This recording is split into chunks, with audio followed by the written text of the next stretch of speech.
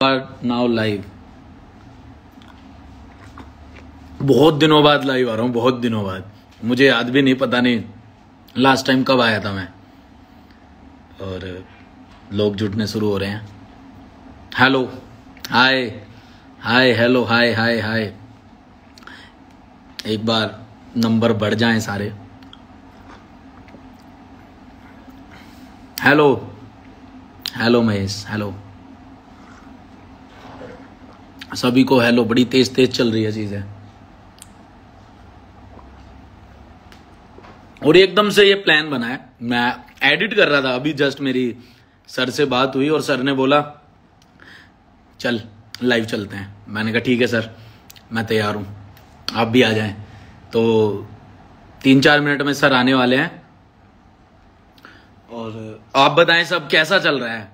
मतलब सब बढ़िया है? मुझे तो याद नहीं मैं लास्ट टाइम कब आया था। किसी को याद है? कमेंट करके मेरे को बताओ लास्ट टाइम लाइव कब आया था। पंकज कह रहा है मिस यू भाई। दिन रात तू मेरी गैल रहे, फिर भी तू मिस कर रहा है। हफ्ते में 5 दिन मेरी गैल रहे, 2 दिन तू घर चला जावे, उसमें भी तू मुझे मिस कर रहा है। आ जा फिर। कितने लोग जुड़ गए हैं? कितने हो गए हैं? अरे 13,000 लोग भाई साहब। खतरनाक खतरनाक चीज। तो मैं एक बार ये वैसे रिक्वेस्ट में जाके भेजना पड़ता है। तो अभी मैं अगली वीडियो की एडिट ही कर रहा था थोड़ी देर पहले। फिर ये एकदम से अचानक वाला प्लान बना। इसमें कुछ स्क्रिप्ट या कुछ ऐसा सोचा नहीं गया। मुझे पता लगा सर की फिल्म आई थी कुछ टाइम पहले ही, मैंने ट्रेलर देखा था। तो मैं आज सर से बात ही हो रही थी उस बारे में। फिर एकदम से प्लान बना चल लाइव चलते हैं, बातें बातें करते हैं। मैंने कहा हाँ सर, मुझे भी पिछला जो शूट था उसके बारे में भी बात करेंगे लोगों से, जब हमने शिवाजी के टाइम पे शूट किया था। और 14,000 लोग जुड़ चुके हैं। व्यू रिक्वेस्ट मुझे कोई ये बताओ, रिक्वेस्ट मुझे भेजनी होगी या क्या होता है? रिक्वेस्ट भेजनी होती है ना? ना उधर से कोई कह रहा है कान में लगा के, वो एयरपोर्ट लगा के बात कर ले। अरे यार ऐसे ही ठीक है, बढ़िया। अभी मेरे को सबकी आवाज, सभी को मेरी आवाज आ रही है? इतना बताओ पहले मेरे को। हेलो भाई, एक दिन मिलूंगा, जरूर मिलेंगे भाई। लव यू अमित भाई, लव यू भाई। बहुत सारा प्यार, बहुत सारा प्यार।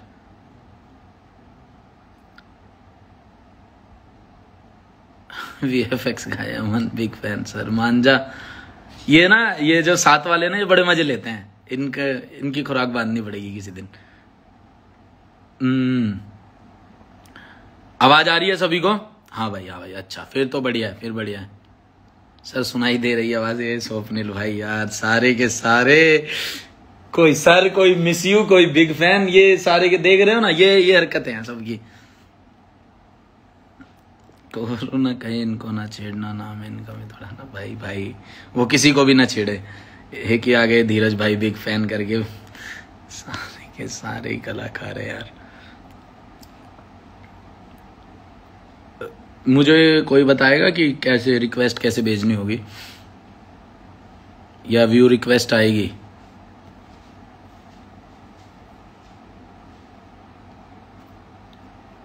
कैसे होता है यार? एक तो मैं तो भूल भी गया ये, मतलब कुछ दिन आए क्या नहीं, फिर पता ही नहीं लगा। कोई बताएगा मेरे को कि कैसे रिक्वेस्ट वगैरह भेजते हैं, कैसे ऐड करते हैं? ऐड कहां पर होता है? यहां पर ये व्यू रिक्वेस्ट आ रही है।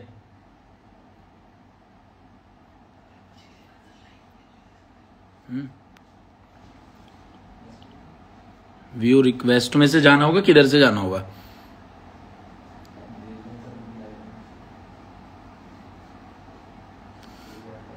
हाँ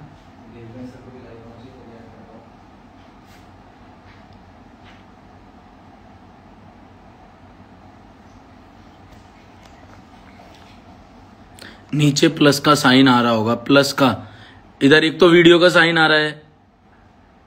अच्छा ओके।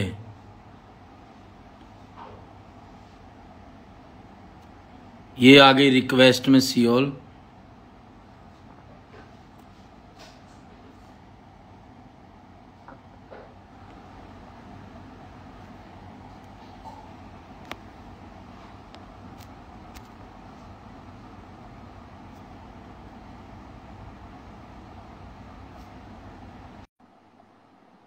मैंने रिक्वेस्ट भेज दी है। चलो जब तक सर आते हैं मैं बात, क्लिक करो भाई और रिक्वेस्ट आई। हाँ मैंने कर दिया। नमस्ते सर। नमस्ते अमित, कैसे हैं आप? मैं बढ़िया हूँ सर, सत श्री अकाल, राम राम, कैसे हैं आप? सब अच्छा सत चल श्री रहा है? अकाल। सब अच्छा चल रहा है। सर मैं आपके ये यहाँ कह सब रहा ठीक? था, हाँ जी सर सब अच्छा है, सब अच्छा है। मेरे को तो सर एकदम से ऐसा सरप्राइज मिल गया, मैं वीडियो की एडिट कर रहा था, हाँ। एकदम से आपसे बात हो गई, मैंने कहा आज तो कमाल हो गया, दिन बन गया। Thank you so much. Sir मुझे पता लगा है फिल्म आ रही है, मैंने उसका ट्रेलर भी देखा था, काफी टाइम जब आया ही था तभी मैंने ट्रेलर देखा था। और जब भी हमारे देश की बात होती है या यूनिफॉर्म की बात होती है, इससे मेरा अलग लगाव का एक कारण ये भी है कि जो मेरे दादाजी थे वो मिलिट्री में थे, आर्मी में थे। ओह वाह वाह। हाँ जी। तो स्वर्गीय रामपाल फौजी अभी तो हमारे बीच में नहीं है वो। तो सर मैं वही जानना चाहता हूँ, आपने जब पहला एक सीन लिया, पहली बार वो ड्रेस पहनी, तो कैसा फील था वो? यार यूनिफॉर्म जब भी पहने ना, चाहे वो एयरफोर्स की हो या आर्मी की हो या पुलिस की हो, उसकी अपनी एक डिग्निटी होती है। तो वो पहनते ही आपको ऐसे लगता है कि एक आती है कि, और फिर एक रिस्पॉन्सिबिलिटी भी आ जाती है कि इस जो यूनिफॉर्म की है, इसकी इज्जत करना बहुत जरूरी है। वो अपने आप ही आ जाती है, उस सोच के नहीं आती, वो पहनते ही अपने आप आ जाती है। और जैसे कि मैंने कहा कि मतलब कि आपकी पूरा पर्सोना, आपकी पूरी चाल, सब कुछ बदल जाती है। एक सोच भी बदल जाती है। वो एक अलग ही फील में। या सर एक चीज है जो सबसे ज्यादा मैं आपसे सीखता हूँ जब मैं कंटेंट बनाता हूँ, कि किस तरीके से जो वैरायटी होती है, चाहे वो शिवाजी हो चाहे वो बुर्ज हो, जितने भी आप अलग अलग तरह के लाते हैं, ये डिसीजन, ये मतलब अपना एक माइंड सेट है, या कुछ हमेशा ही ऐसा मन करता है कि यार कुछ क्रिएटिव करते ही रहना है, हमेशा एक अलग करना है, ये कैसे, ये मुझे जानना है, ये मेरे को पर्सनली जानना है, एज ए क्रिएटर जानना है। नहीं, पर्सनली मुझे ऐसा लगता है कि एक तो ऐसी जो कहानियां हैं, वो यार हमारी जो हमारे देश में इतने बड़े बड़े सैक्रिफाइस हुए हैं और इतने लोगों ने क्या क्या किया है, लेकिन हमारी किताबों में वो पढ़ाते नहीं। जब हमने तानाजी भी बनाई, तो तानाजी हमारे टाइम पे, हम स्कूल में एक आधा पन्ना था तानाजी की हाँ जी, हिस्ट्री पे। हाँ और जी, उसके हाँ बाद जी। आज की जनरेशन में तो है ही नहीं। तो जब तक हमको पता नहीं चलेगा कि हमारे लोगों ने क्या क्या सैक्रिफाइस किए इस आजादी के लिए और इस देश को बरकरार रखने के लिए, तो आगे की जनरेशन क्यों उस पर ध्यान देगी? जब आपको कोई चीज मुश्किल से मिलती है और कितनी मेहनत से मिलती है, तब आप उसे करीब रखते हैं ना। तो जब लोगों को पता चलेगा कि इतनी मेहनत, इतने सैक्रिफाइस, इतने बलिदान के बाद आज ये इंडिपेंडेंस और ये सब हमारे पास है, तो उसको थोड़ा बरकरार रखो, तो थोड़ी बहुत तो आई थिंक सोच सबकी चेंज होगी। हाँ जी, हाँ जी, वही है। मैं तो मुझे वो दिन याद आ जाता है सर, 2010 की बात है, स्कूल में था जब once upon a time in Bombay आई थी। हम्म। तो स्कूल के हम सारे बच्चे थे, पैसे वैसे थे नहीं हमारे पास, तो हम कह रहे थे यार फिल्म देखने जाना है, चाहे इवनिंग इवनिंग का हमारा स्कूल हुआ करता था। तो हमारा ये प्लान बना भाई, कैसे भी करके पैसे इकट्ठे करके देखने जाना है। तो हम सब में एक होता था हो रहा कि यार अजय सर को एक्ट करने की जरूरत नहीं पड़ती, वो आंखों से एक्टिंग कर देते हैं। तो ये सर मतलब इतने सालों से ये चीज एक चलती हुई आ रही है, ये क्या है सर, ये वाली क्या चीज है? पता नहीं यार, ऊपर वाले की थोड़ी देन है। और आंखों से एक्ट करने के लिए भी थोड़ा बहुत एक्सपीरियंस की जरूरत होती है। बाकी मुझे लगता है ज्यादा ऊपर वाले की ही देन है। सही सर, टैलेंट भी एक होता है कि आदमी को जब उसका पता होता है कि हाँ यार ये मेरे पास चीज है। सर मैं बताना चाहूंगा, लास्ट टाइम जब आपके साथ शूट किया था उसकी मैं छोटी सी एक बात रखना चाहूंगा सर, ये सर हमेशा ये मेरे एक दिल में थी, मैंने कभी इंटरव्यू में नहीं बोली, कहीं पर भी नहीं बोली। तो जब मुझे पता लगा कि भाई अजय सर के साथ ना वीडियो करनी है, वो फिर कंटेंट लिखा, मैंने दिया, वहां से पास हुआ। जब मैं शूट करने पहली बार पहुंचा वहां पे, तो मुझे सर पता नहीं क्या था, मैं अगले ना एक दो दिन ना बड़े प्यार में रहा। एक पर्सनैलिटी ऐसी थी ना मेरे सामने, जब मैंने काम किया देखा, तो मैं ऐसे था कि इतना सिंपल स्वभाव, इतना down to earth nature sir आपका। मतलब मेरी फैमिली हो, मैंने हर जगह ये बात बताई कि यार ये सीखने की सबसे ज्यादा जरूरत है। मुझे आज भी एक मोमेंट याद है कि मैंने कोट पहन रखा था, तो मैंने आपसे कहा कि सर वो आप क्या कोट लाए हैं? तो आपने ना बड़े प्यार से मेरे से कहा, अरे यार अमित मैं तो लाना भूल गया, तेरे पास कोई हो तो बता, मैं उसे पहन लेता हूँ। तो वो मोमेंट ना मेरे लिए सर ऐसे था कि मैं सर बहुत कुछ सीखा आपसे सर, सच में। वो एक छोटा सा हमारा 5-6 घंटे का शूट हुआ, लेकिन बहुत कुछ सीखा। सबसे बड़ी चीज यही सीखी कि सिंपल रहना कितना कितना ज्यादा जरूरी है आपको अपनी लाइफ में।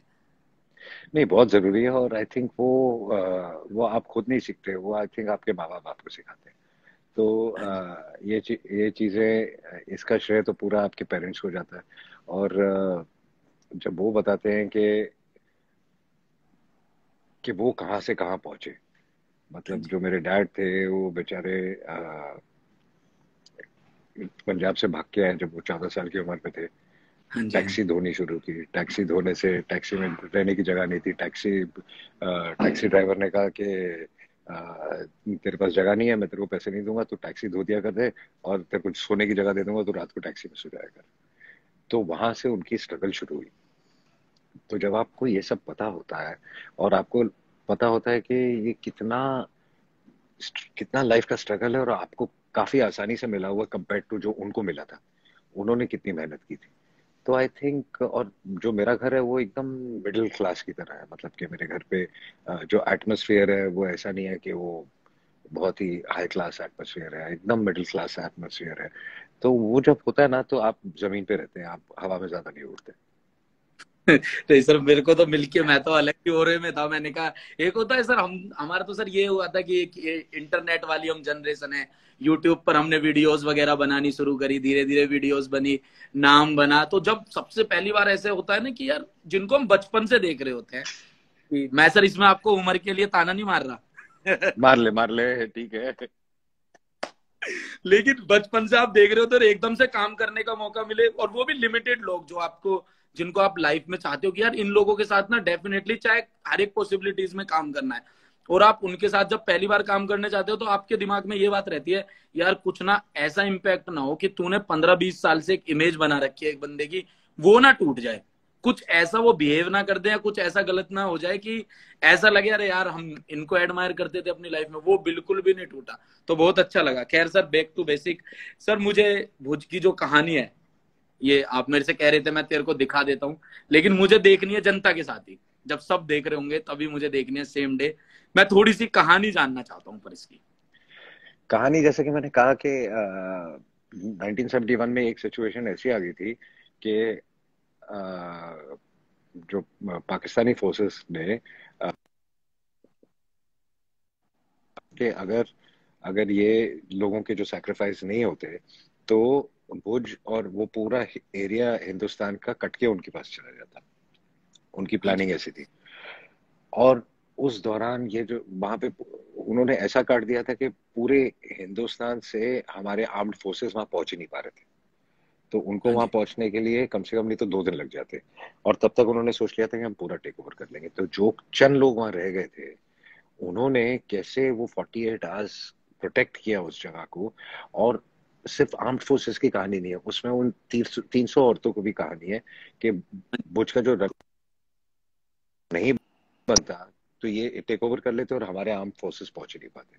उन 300 औरतों में ना वो आर्मी की थी ना एयरफोर्स की थी, बेचारी गांव की औरतों ने अपना पूरा सारे गांव के सारे घर तोड़ के रातों रात वो रनवे बनाया, उस अपने जी। पत्थर यूज करके, अपने घर की दीवारें यूज करके। तो ये जो सैक्रिफाइसेस है ये बहुत बड़े बड़े।